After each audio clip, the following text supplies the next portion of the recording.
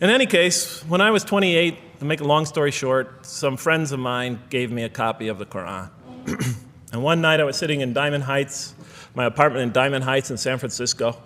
I was working that time at the University of San Francisco. I was 27, 28 at that time, I can't remember. And I ran out of stuff to read, and I took this gift that my friends gave me and I began to read it. And I came to the first verse. Well, I opened the Quran, read the first page, then the second, and then very quickly, in the second surah, about 37 verses into the Quran, I came upon the story of mankind.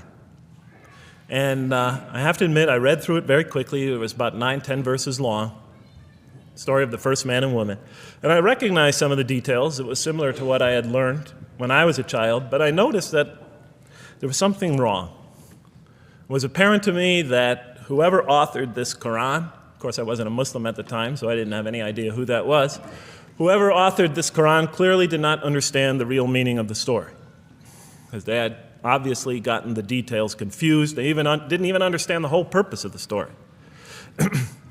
And so I just read through it once, and then I read through it again, just to try to see what kind of point the author was making, and then I read through it a third time and a fourth, and then I realized this is something strange going on here. I'm going to read this much more carefully. I'm going to need to go through this story line by line, verse by verse, because it's obvious that the author is trying to bring out another point. And I wasn't quite sure what it was, but definitely he packs a lot of meaning into almost every word. And I thought the writer at least seems to have a great measure of brilliance. And so I'll try to sort of take you through what my experience was as quickly as I can. So I came to the 30th verse of the second surah, Surah Al-Baqarah, and it began like this. It said, "Behold, your Lord said to the angels, I am going to place a vicegerent on earth." The Arabic word is khalifa. It means a representative or an emissary of mine. "I am going to place a vicegerent on earth." And they said, the angels said, "Will you place therein one who will spread corruption and shed blood, while we celebrate your praises and glorify your holiness?"